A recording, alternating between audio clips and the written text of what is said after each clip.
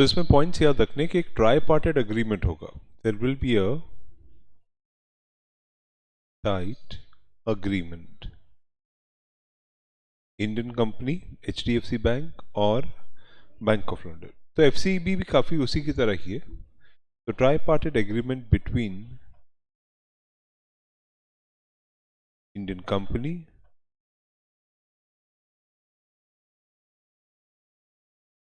HDFC bank and Bank of London.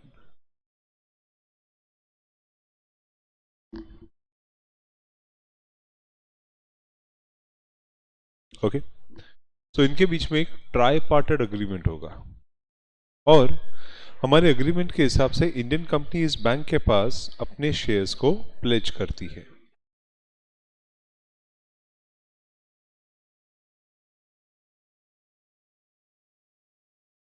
अपने shares को pledge करती है.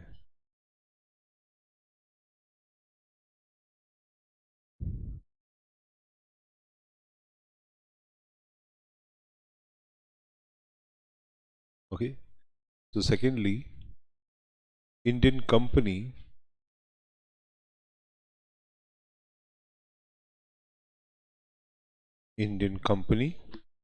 will pledge with HDFC Bank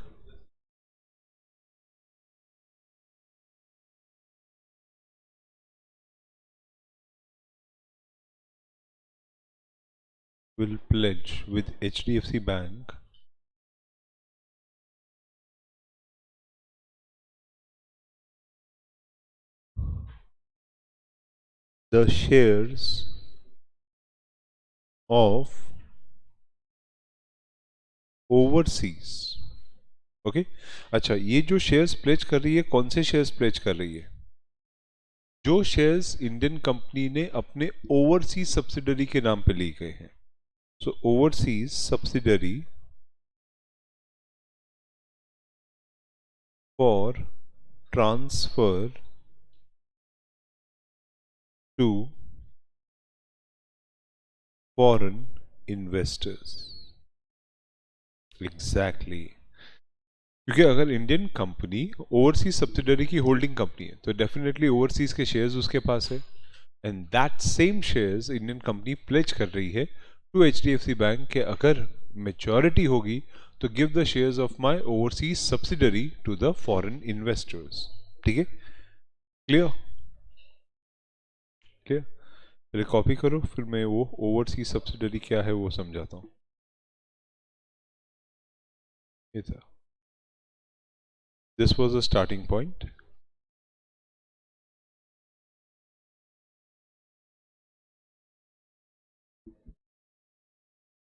हाँ, this is the heading.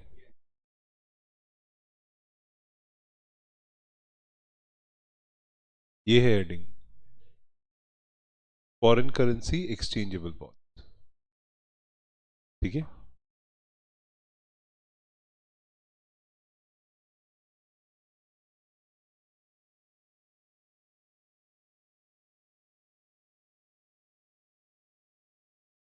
Okay.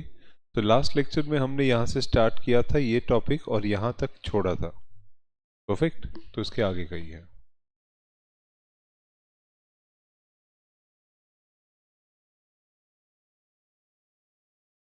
दो एलिमेंट इसमें जो जुड़ जाएंगे इस सेकंड पॉइंट लिखने के बाद, एक तो हम जिसको अट्रैक्ट कर रहे हैं वो है फॉरेन इन्वेस्टर्स.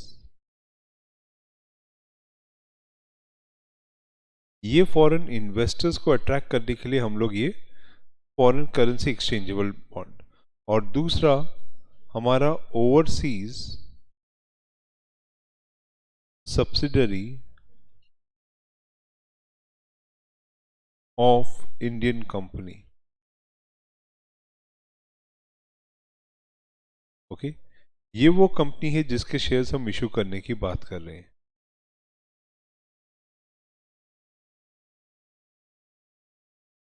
ठीक है, ये वो कंपनी है जिसके शेयर्स इशू करने की बात है.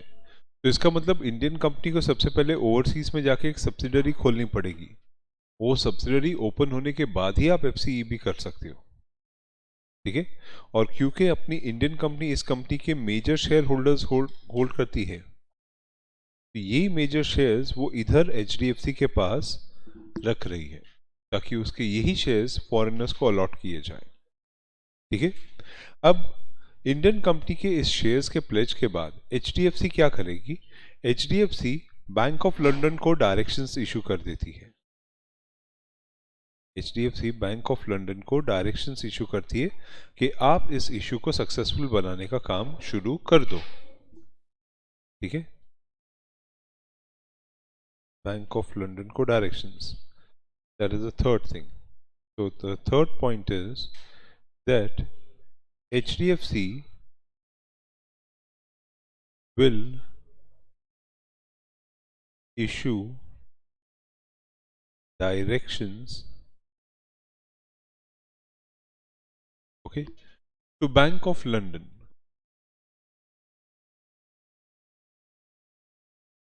Bank of London, okay, to issue FCEB.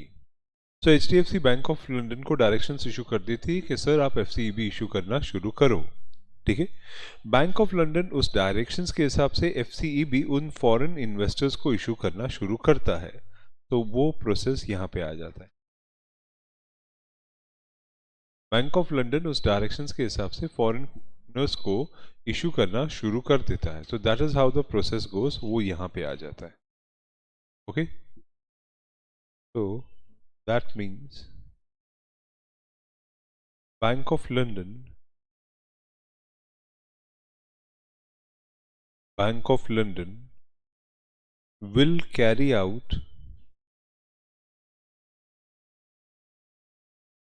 issue of FCEB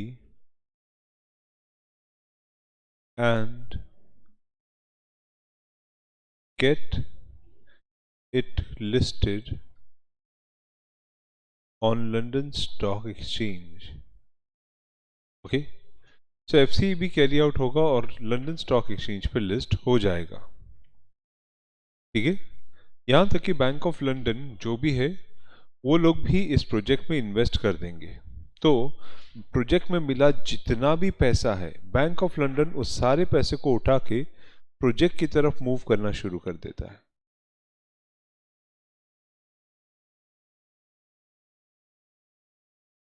project की तरफ मूव करना शुरू करता है, तो धीरे धीरे प्रोजेक्ट में पैसा पहुंचते जाएगा और प्रोजेक्ट में पैसा पहुंचा तो प्रोजेक्ट सक्सेसफुल होने के चांसेस बढ़ते जाएंगे। Okay, so that's what they do, that is the fifth point. Bank of London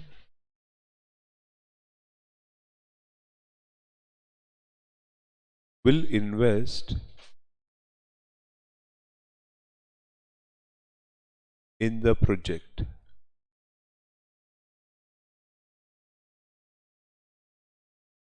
तो बैंक ऑफ लंदन इस प्रोजेक्ट की तरफ इन्वेस्टमेंट्स करना शुरू कर देगा। ओके, लेकिन यहां पर कंपेयर टू पिछली वाली पार्ट में एक छोटी सी चीज है जो अलग है।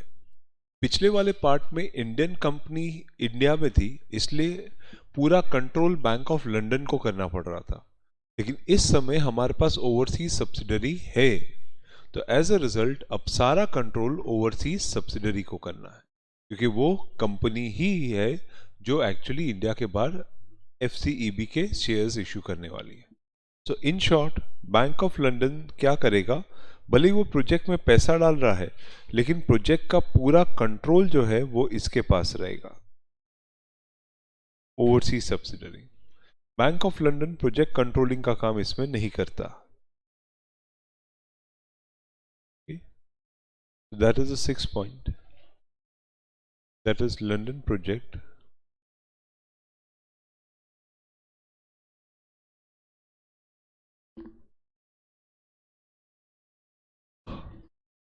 will be controlled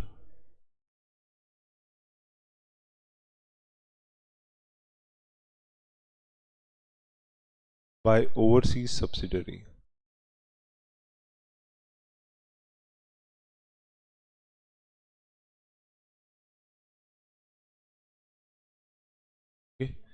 so London का प्रोजेक्ट ओवरसीज सब्सिडरी कंट्रोल करेंगे, ठीक है। अब बैंक ऑफ लंदन ये वाली बातें, ठीक है, ओवरसीज सब्सिडरी को मैच्योरिटी पे बताएगा कि सर आप लोगों का मैच्योरिटी डेट आ गई है, एक काम करो, जितने शेयर्स प्रॉमिस किए थे इशू करो। तो इसमें हो क्या रहा है, इसमें देखो फॉरेनर पैसा डाल रहा है, प्रोजेक्ट में पैसा लग रहा है, प्रोजेक्ट की ग्रोथ आ रही है, लेकिन फॉरेनर को हम इंडियन कंपनी के शेयर्स नहीं दे रहे, हम इंडिया के बाहर की ही कंपनी के शेयर्स दे रहे हैं। तो फॉरेनर को अगर मैं लंदन के कंपनी के ही शेयर्स देता हूं तो उसको वो विश्वास है कि जिस कंपनी का शेयर्स मिल रहे वो भी लंदन में है, तो इट्स अ लंदन कंपनी। और यही एग्जाम्पल मैं आपको बता रहा हूँ ब्लू स्टार के साथ भी हुआ था। तो ब्लू स्टार ने लंदन की ही सब्सिडरी से शेयर्स दे दिए थे। तो ये एक अच्छा तरीका है कि आपको फॉरेनर्स का ट्रस्ट एलिमेंट बिल्ड करने को हो जाता है। फॉरेनर्स को ये भी मालूम है कि ये कंपनी हमारे उधर है तो इसको हम देख भी सकते हैं, ऐसा नहीं कि पता नहीं कौन सी कंपनी है। And that is the reason why they are ready to put in funds towards this. Okay, so अब फॉरेनर्स को जो बोला था उसका ट्रस्ट फैक्टर, उसके हिसाब से उसको ऑनर करो। तो जब मैच्योरिटी हिट होगी तो बैंक ऑफ लंदन को क्या करना है, उसे इंटीमेट करना है इन्हें कि सर मैच्योरिटी हो गई है, अब आप अपना काम करो।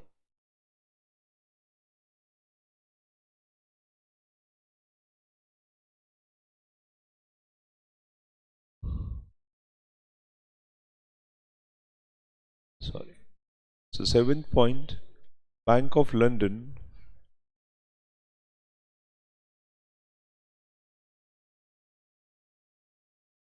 will intimate overseas subsidiary for conversion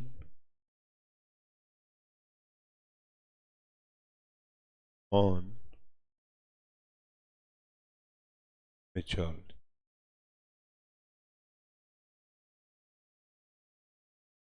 okay, so ये बैंक ऑफ लंदन इंडिपेंड कर देगा ओवरसीज सब्सिडरी को फॉर कन्वर्जन ऑफ मेच्योरिटी, कि आप आके कन्वर्ट कर लो।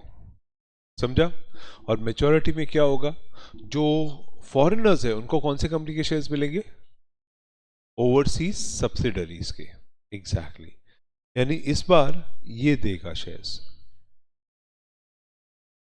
ये लोग, इस बार ये लोग शेयर्स देंगे।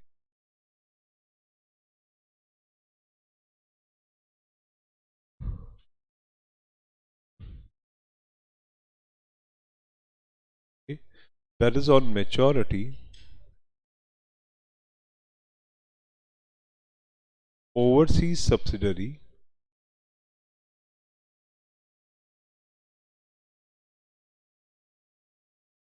will convert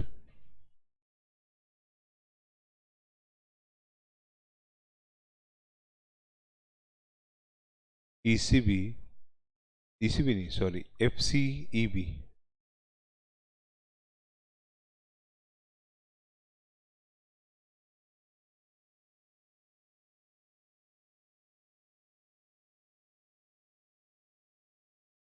into shares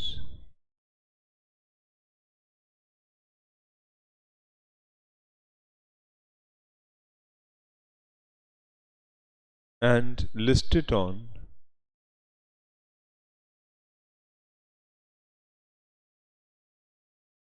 London Stock Exchange। Okay, so ये लंदन स्टॉक एक्सचेंज की तरफ लिस्टिंग के लिए बढ़ जाता है। तो that's how they get listed also.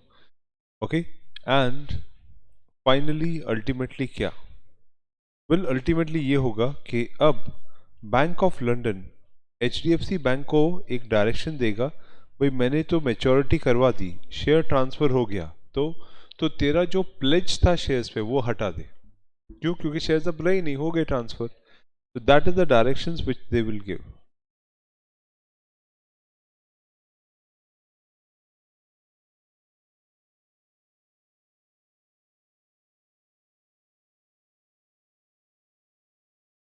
Bank of London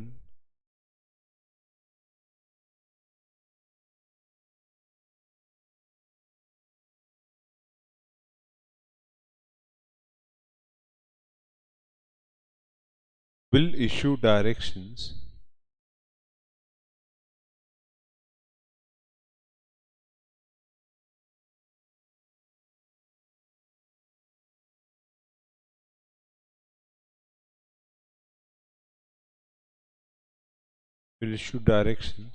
to HDFC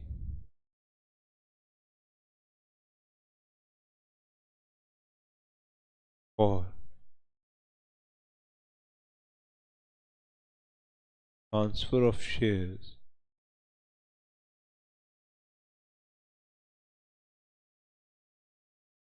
on maturity.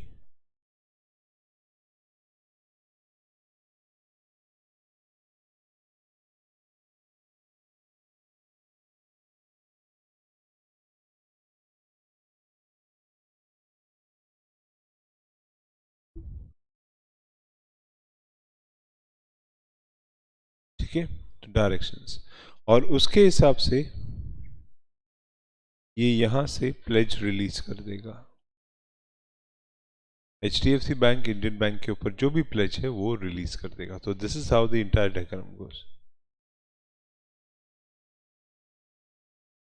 The pledge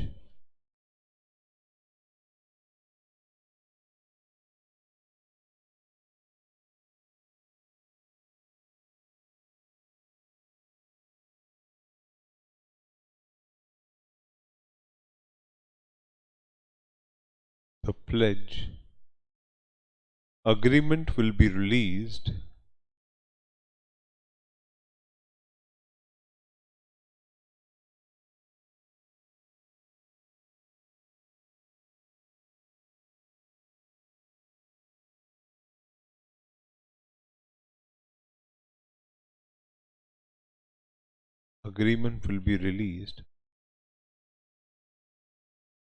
by HDFC Bank.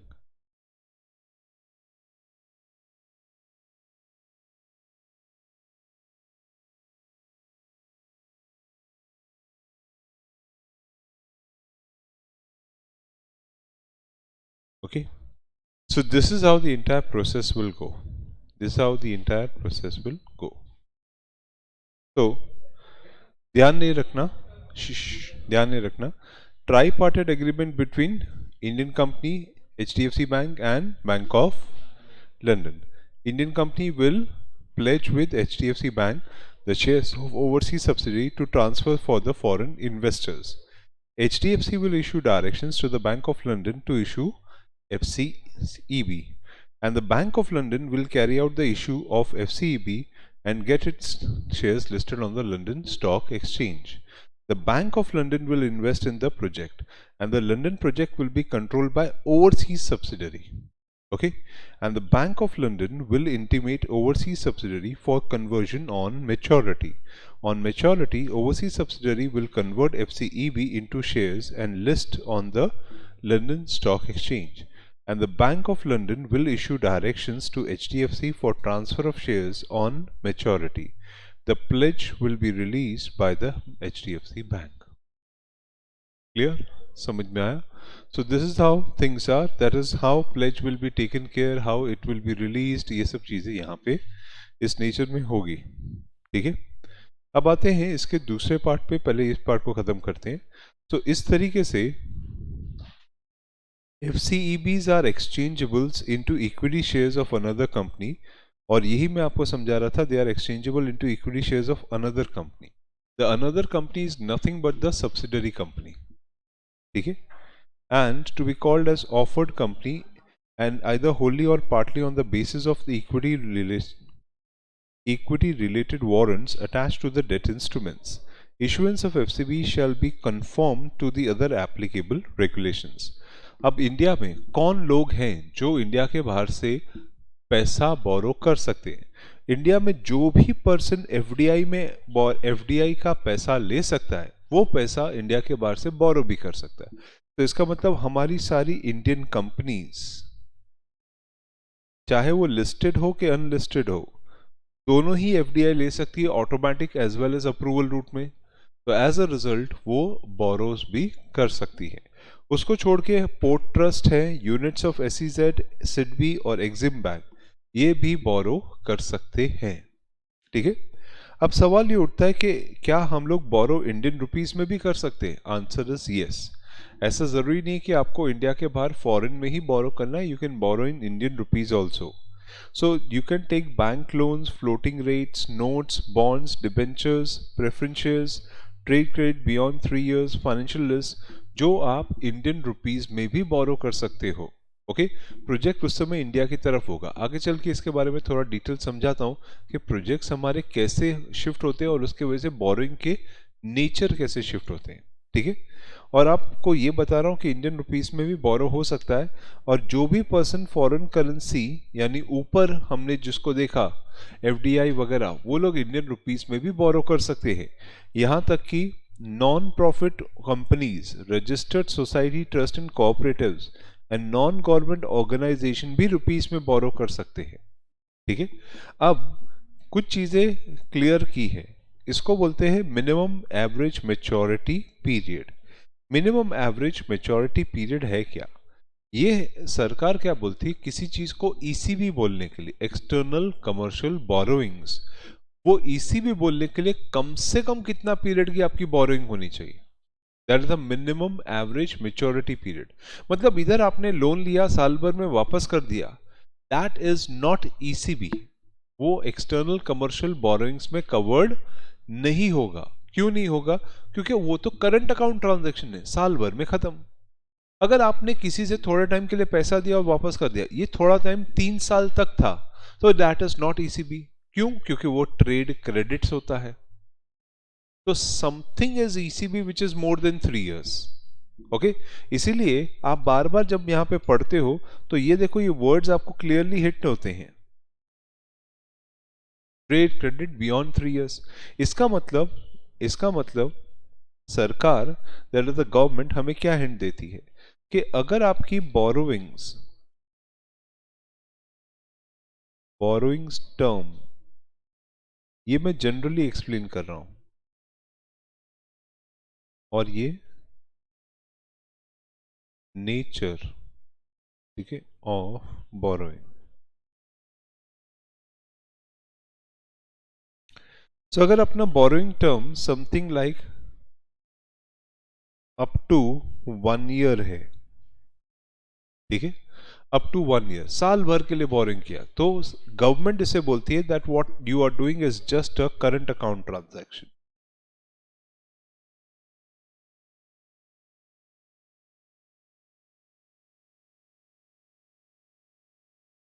Okay, what you are doing is just a current account transaction. अगर आपकी borrowing is beyond 1 year up to 3 years, तो सरकार बोलती है आप जो कर रहे हो that is just a trade credits.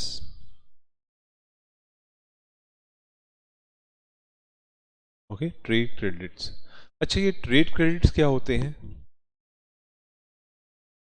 जैसे आप किसी से, जो आपका क्रेडिटर है, ओके, उससे चीजें एडवांस में ले लेते हो लेकिन उसका पैसा बाद में देते हो, वो ट्रेड क्रेडिट आता है। उसी तरह वर्किंग कैपिटल का लोन ले लेना छोटे टाइम के लिए, ट्रेड क्रेडिट होता है। ओके, तो ये जो छोटे टाइम के लिए term loan, working capital loan, creditors advance, ये सब ट्रेड क्रेडिट का काम है। ईसीबी क्या होता है? ईसीबी का मतलब होता है 3 साल से ज्यादा की borrowing. Okay, that is when the period is beyond 3 years, beyond 3 years, okay, then it is classified as ECB, then it is classified as ECB, ठीक है। then the question came up, sir beyond 3 years how much, मतलब कितने साल तक? तो सरकार ने क्या बोला कि ठीक है, चलो उस चीज को समझाते हैं। बोरोइंग्स को कुछ लिमिट में डाला, 5 साल या 7 साल या 10 साल, इस तरीके से कम इतने साल तक की बोरोइंग्स होगी तो इसको ईसीबी बोलेंगे। क्योंकि बोरो करने वाला अगर उसको ईसीबी बोल रहा है तो बोरो लेंड करने वाले को भी हर साल की कमाई आ रही है। समझा? अगर आपने होम लोन लिया और लेने के दूसरे साल में रीपे कर दिया, बैंक आपको रीपे करने नहीं देगा, क्योंकि बैंक बोलेगा मैं कमाया क्या, आपने 10 साल के लिए मेरे को प्रॉमिस किया था होम लोन, पता है बैंक उसमें लॉक इन डालता है कि प्री मैच्योर पेमेंट 5 साल से पहले नहीं होगा, कम से कम मुझे भी तो कमाने दो। तो ईसीबी का फंडा ये होता है कि वो लोग जो लेंडिंग करते हैं वो लोग भी कमाते हैं उसमें से, तो अगर वो लेंड करके कमा रहे तो मुझे मिनिमम एवरेज कितना रखना चाहिए, बराबर। तो इसके लिए आरबीआई ने क्लैरिटी दी है कि आप लोन कैसे ले रहे हो। अगर अपना लोन आप फॉरेन करेंसी में ले रहे हो तो क्या, अगर अपना लोन इंडियन रुपीस में ले रहे हो तो क्या, इसको बोलते हैं minimum average maturity period. Okay, so हम डिस्कस कर रहे हैं इस समय minimum average maturity period.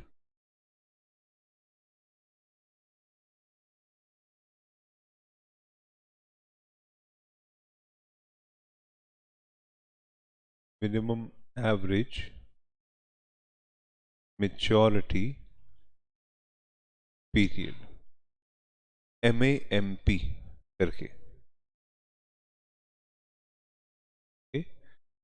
MAMP के नाम से, मिनिमम एवरेज मेच्योरिटी पीरियड, बराबर। MAMP और उसका पर्पस,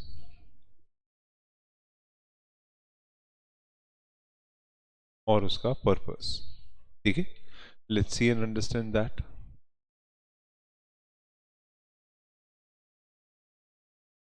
ठीक है, तो गवर्नमेंट कहती है कि अगर आपका लोन 1 ईयर तक का है एंड ये लोन फॉरेन करेंसी में है, ठीक है, 1 ईयर फॉरेन करेंसी में, फॉरेन करेंसी को शॉर्ट में FNC करके लिखते हैं, तो तो सिर्फ और सिर्फ मैन्युफैक्चरिंग कंपनीज को अलाउ किया गया है 50 मिलियन US डॉलर्स तक का लोन 1 ईयर, नहीं तो ECB 1 ईयर का होता ही नहीं है।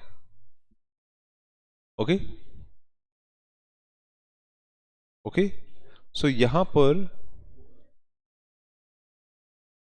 Manufacturing companies ECB up to $50 millions exactly, कि मैन्युफैक्चरिंग कंपनी सिर्फ $50 मिलियन तक 1 ईयर तक का ECB रेस कर सकती है फॉरेन करेंसी में। सिर्फ ये फीचर मैन्युफैक्चरिंग कंपनी वालों को दिया है, नहीं तो ECB कभी भी 1 ईयर का नहीं होता है। ओके, तो छोटा अमाउंट और छोटे पीरियड के लिए सिर्फ मैन्युफैक्चरिंग कंपनी को दिया है ताकि MSME को बेनिफिट पहुंचे, माइक्रो स्मॉल मीडियम एंटरप्राइजेस को भी, ठीक है। उनको छोड़ के अगर कोई भी कंपनी वाला ECB बोरोइंग करता है तो फॉरेन करेंसी में ECB बोरोइंग कम से कम 5 साल के लिए है, कम से कम 5 साल के लिए है। ओके, ये 5 साल की बोरोइंग आप किससे कर सकते हो, तो this can be done from foreign equity share holders, foreign equity share holders, ठीक है। सो अगर आपके पास फॉरेन शेयर होल्डर्स हैं, आप उन्हीं से उधार लेते हो तो ठीक है, 5 साल से कम मत लेना।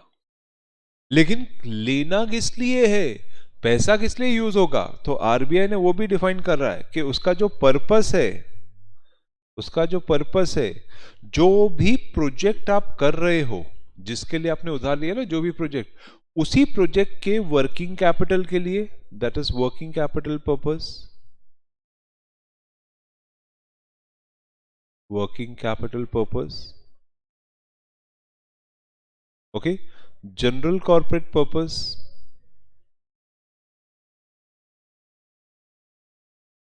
जनरल कॉर्पोरेट पर्पस, और अगर आप इंडिया में कोई लोन रीपेमेंट करना चाहते हो तो repayment of rupee loan,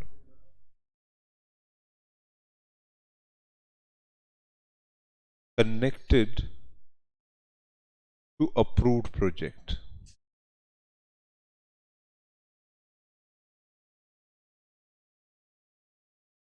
got it?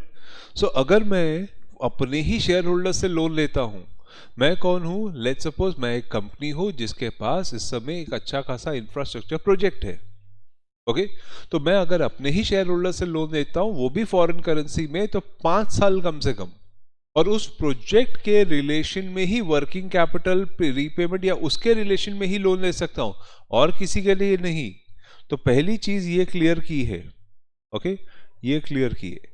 अगर आप अपने फॉरेन शेयर होल्डर्स को छोड़ के किसी और से लोन लेते हो, जैसे किसी बैंक, ओके, किसी इंटरनेशनल बैंक, किसी मल्टीलैटरल बैंक या किसी फाइनेंशियल इंस्टीट्यूशन से, तो मिनिमम 10 साल, 10 साल का ईसीबी मिनिमम चाहिए। ओके, तो it will not be 5 years, it will be rather going to 10 years foreign currency loan, 10 years foreign currency. और इसके अंदर आप किससे ले रहे हो पैसा? तो this is from you can say eligible lenders.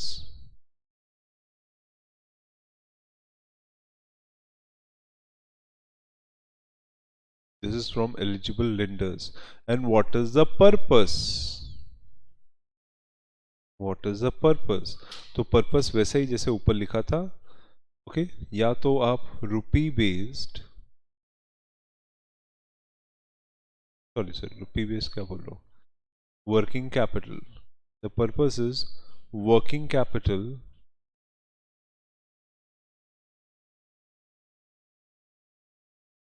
Okay, या फिर general corporate purpose,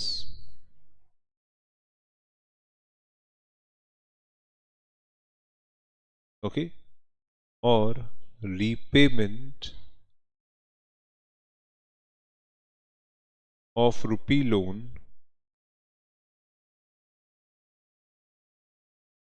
connected to project। ठीक है, तो ये पर्पस के लिए आप पैसा ले सकते हो। ठीक है, ये पर्पस के लिए आप पैसा ले सकते हो।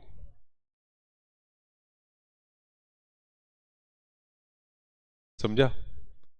तो for this purpose it is allowed. Eligible lenders purpose is working capital, general corporate purpose, और रुपी लोन के लिए पैसा ले सकते हो। ठीक है, अब आता हूं इंडियन रुपीस में। गवर्नमेंट कहती है कि अगर अपना लोन अगर आप इंडियन रुपीस में लेते हो, सो कम से कम 7 years तक का लेने का है। वो होगा INR, इंडियन रुपीस को INR लिखते हैं। ठीक है, कम से कम 7 years तक का लेना है। अब अगर आप इंडियन रुपीस में लेते हो, तो सरकार ने 2 पॉलिसी बना रखी है।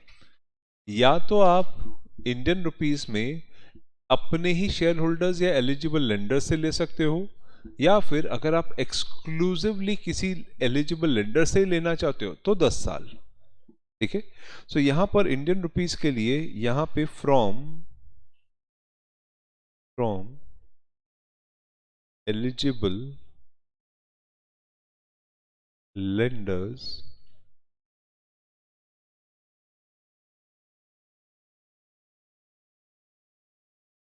अंडर FNC, जो फॉरेन करेंसी लेंडर्स हैं। Okay, sorry not under FNC, ये वो eligible lenders generally,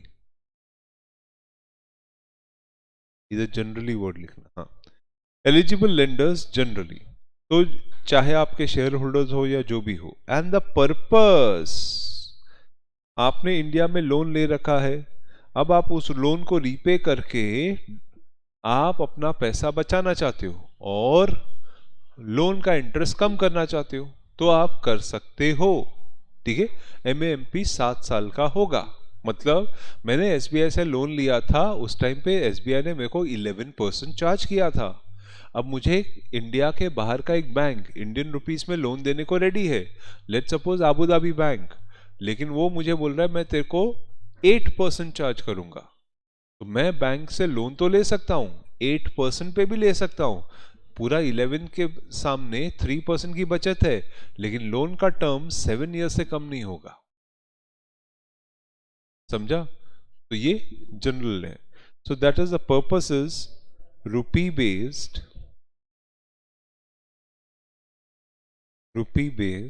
loan can be used for domestic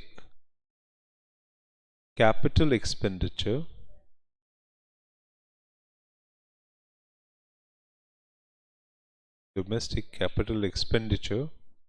or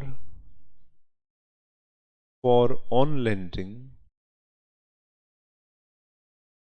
by NBFCs or on of approved projects.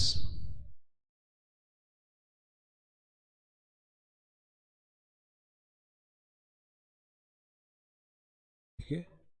सो हम लोग रुपी बेस्ड लोन रेज कर सकते हैं फॉर दीज पर्पसेस. ठीक है, फाइन. अब अगर आप लोन उन लोगों से लेना चाहते हो जो फॉरेन करेंसी में लोन देते हैं, जिसको हमको इंडियन रुपीस में कन्वर्ट करना होता है, तो सरकार एंड आरबीआई बोलता है 10 साल कम से कम. आप जनरली अगर इंडियन रुपीस में लेना चाहते हो तो एलिजिबल लेंडर यानी 7 इयर्स. लेकिन अगर आप फॉरेन करेंसी में लेके रुपीस में कन्वर्ट करते हो, जिसको हमने यहां पे कवर किया है ये वाले लोग, तो एफएनसी में 10 साल और उसी को इंडियन रुपीस में ले लो तो फिर भी 10 साल. तो सरकार बोलता है उसके लिए भी 10 इयर्स. आप इंडियन रुपीस में ले सकते हो. That is from eligible lenders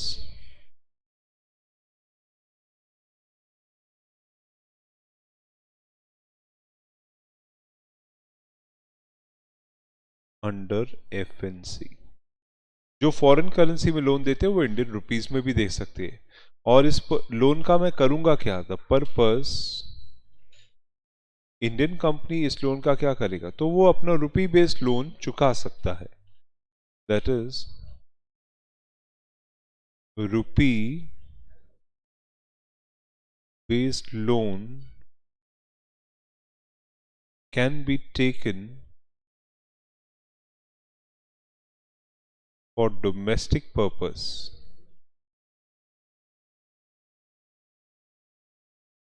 or on lending by NBFCs for approved project. ठीक है. सो आप ये लोन ले सकते हो for on lending purpose for approved project.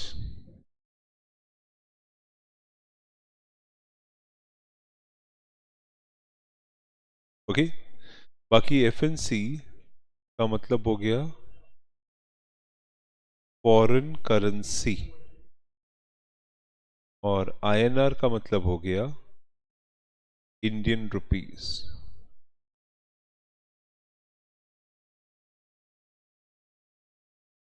Okay, so either it can be in Indian rupees or it can be in foreign currency. ठीक है, पहले ये बात क्लियर हुआ. यानी minimum average maturity period ECB में होना चाहिए तो ही वो ईसीबी होगा, नहीं तो वो ईसीबी नहीं होगा.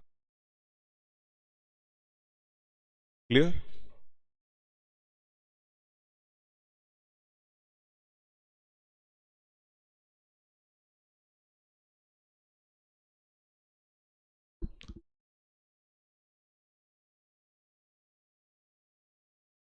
लिख लिया?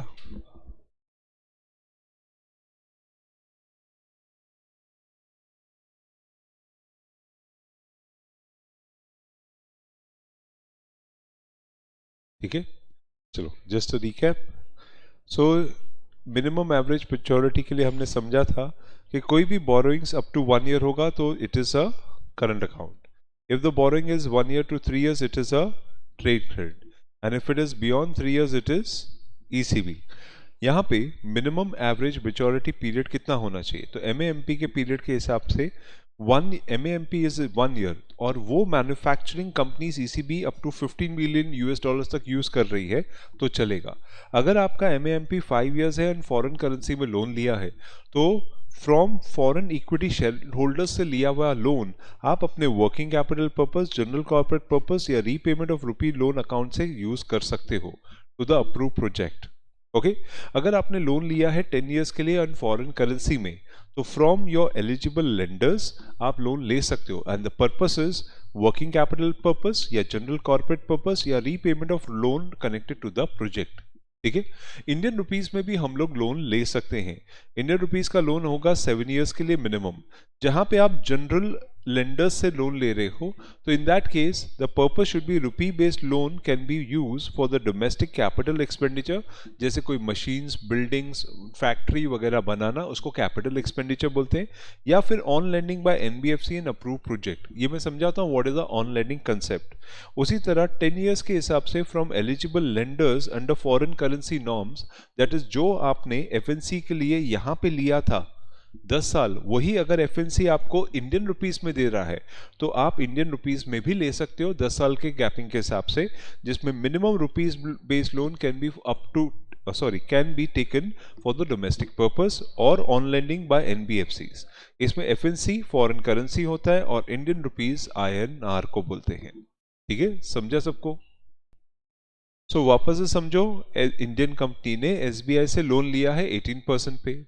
एनबीएफसी ने इंडियन कंपनी को अप्रोच किया, क्या बोला कि सर एक तरीका है, मैं आपके टोटल लोन, लेट्स सपोज आपका टोटल लोन 100 करोड़ है, तो 100 करोड़ के सामने उसका 60% मैं फाइनेंस कर सकता हूं, इतनी मेरी कैपेसिटी है। तो आपके लिए हुए लोन पे मैं अपना लोन चढ़ाता हूं और आप ये 60% लेके एसबीआई का लोन उतार दो उतना, तो आपका लोन कम हो गया। रेट ऑफ इंटरेस्ट सर मैं जो आपको चार्ज करूंगा वो है 11% पर एनम, और जो एसबीआई चार्ज कर रहा है वो 18% है। तो एनबीएफसी ऐसा क्यों कर रहा है? क्योंकि एनबीएफसी को 11% पे भी काफी है, कमाई मिल रही है। तो मार्केट में क्या होता है, मार्केट में interest rate time to time change होते रहते हैं, और उस चेंज के हिसाब से हमारे जो इंडियन बोरोवर्स हैं वो भी अपना बोरोइंग स्ट्रक्चर चेंज करते रहते हैं। क्योंकि अगर मार्केट में इंटरेस्ट कम हुआ है तो मैं ज्यादा इंटरेस्ट पे बैठूंगा नहीं, और ये इंडस्ट्रियल लोन के अंदर एक प्रॉब्लम है, industrial loan interest is not a floating rate, home loan is floating rate, industrial loan is not floating rate. तो इसके वजह से इंडस्ट्री वाले को अगर नहीं पता है तो उसको जाके बैंक वाले को बोलना पड़ेगा मेरा रेट कम कर या रिस्ट्रक्चर कर। समझा? इसीलिए इंडस्ट्री वाले सीएफओ क्यों रखते हैं? सीएफओ का काम ही है कि पता करो भाई मार्केट का रेट क्या चल रहा है और अपना रेट कम हो रहा है कि नहीं। समझा? तो यहां पर एनबीएफसी ने ऑफर दे दिया है कि NBFC has agreed to finance 60% project at low interest. ठीक है, ये ऑफर दे दिया है। इस ऑफर की वजह से इस ऑफर की वजह से इंडियन कंपनी अब क्या करने वाली है, इंडियन कंपनी एचडीएफसी एनबीएफसी से एग्रीमेंट करेगी कि नहीं? बिल्कुल करेगी। 60% कन्वर्ट करेगी कि नहीं? बिल्कुल करेगी। तो ये तो लेंडिंग के ऊपर लेंडिंग हो गया ना, इसी को बोलते हैं on lending. So that is if NBFC has agreement has agreement with Indian company, then 60% loan can be returned to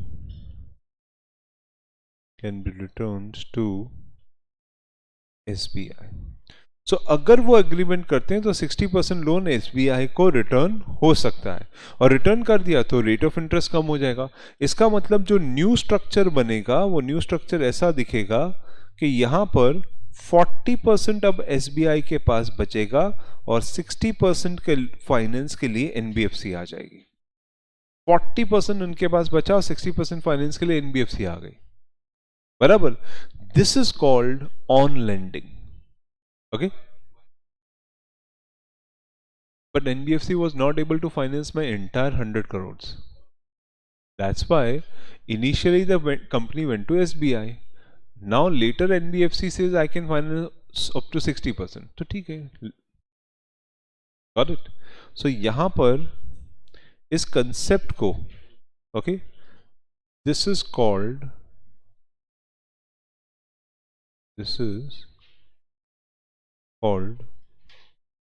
on lending, that is refinance भी बोलते हैं इसको। This is called on lending or also called as refinance. The concept of on lending समझा? What is the on lending? On lending they are saying, and on lending by NBFCs. Okay, this is called on lending by NBFCs.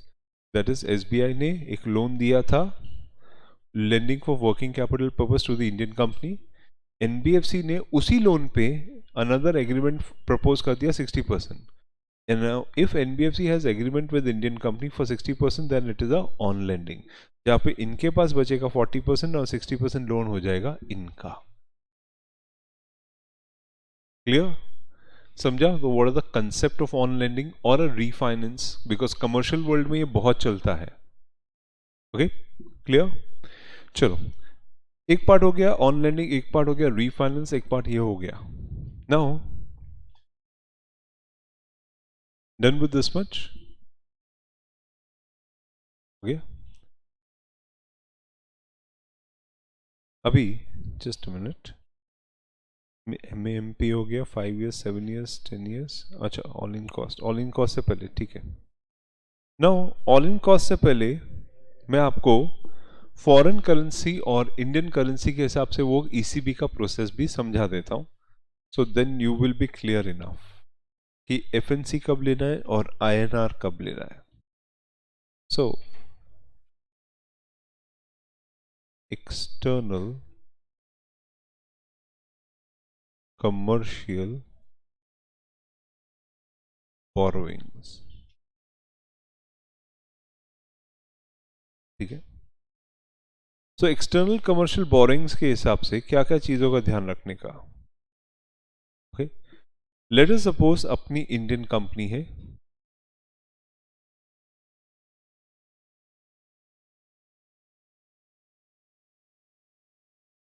Indian company है, okay, and Indian company के पास एक project है Germany में, project in Germany. Okay, इस Indian company में कुछ share holders ऐसे हैं जो जर्मनी से हैं। उन्होंने बोला कि जर्मनी का प्रोजेक्ट तो मैंने आपको दिलवा दिया, एक काम करो फाइनेंस भी जर्मन बैंक से करवाओ।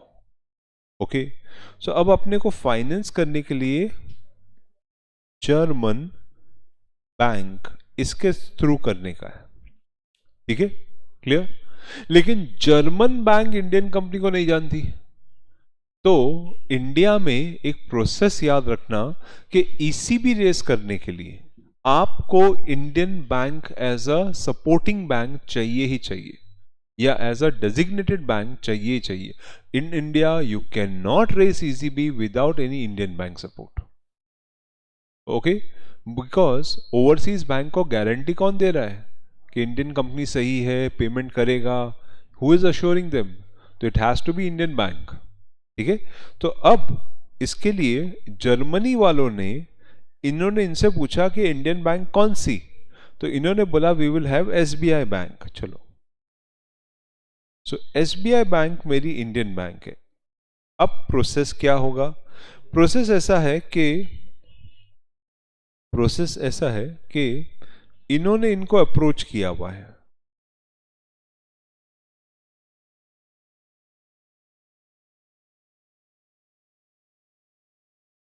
इन्होंने इनको अप्रोच किया है, they have approach them for ECB. Okay, ECB. अब उसके लिए इंडियन बैंक को, इंडियन कंपनी को एक एप्लीकेशन फाइल करना पड़ेगा एसबीआई के साथ। ईसीबी एप्लीकेशन कि मैं जर्मन बैंक से लोन लेना चाहता हूं।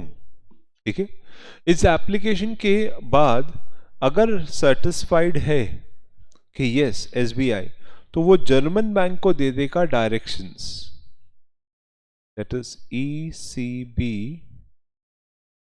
Directions for finance. ठीक है, कि आप विश्वास कर सकते हो they will be using the money only for finance purpose. ठीक है, इस केस में जर्मन बैंक जर्मनी के प्रोजेक्ट की तरफ फाइनेंस मूव करवा देगा, दैट इज प्रोजेक्ट फाइनेंस। ठीक है, लेकिन ये सारा पैसा मिला है फॉरेन से, बराबर, और पैसा एक शॉट में सबका सब नहीं चाहिए होता है, धीरे धीरे चाहिए होता है, प्रोजेक्ट एक कर। लेकिन हम लोग बैंक से पैसा पूरा लेके रख लेते हैं, तो लॉ क्या बोलता है कि आपने जर्मन बैंक से जो पैसा लिया है उसको इंडिया में पार्क करके रखो, तो ये पूरा पैसा एसबीआई के पास जमा रहेगा, पूरा पैसा एसबीआई के पास जमा रहेगा, जिसको बोलते हैं parking of ECB proceeds. Parking of ECB proceeds।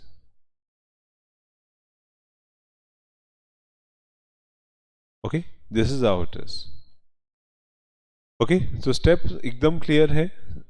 Indian company approaches for ECB German bank, but German bank बोलता है okay you come through Indian bank, they make a application to SBI, SBI gives the direction for finance. okay, they make the finance to project, now whatever money has come for the project they will be parking it there in the SBI itself। इस पैसे का जो भी use होगा अब SBI decide करेगा और धीरे धीरे करके वो जर्मनी वाले को भी बताते जाएगा। इसको बोलते हैं raising that ECB money you raise in foreign currency. Okay, so that is called foreign currency route।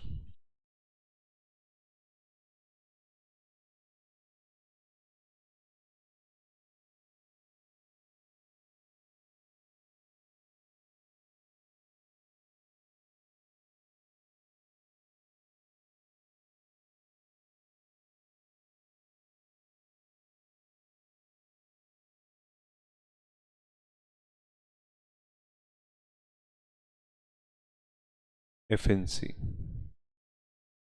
Foreign currency route. ठीक है, this is how it is.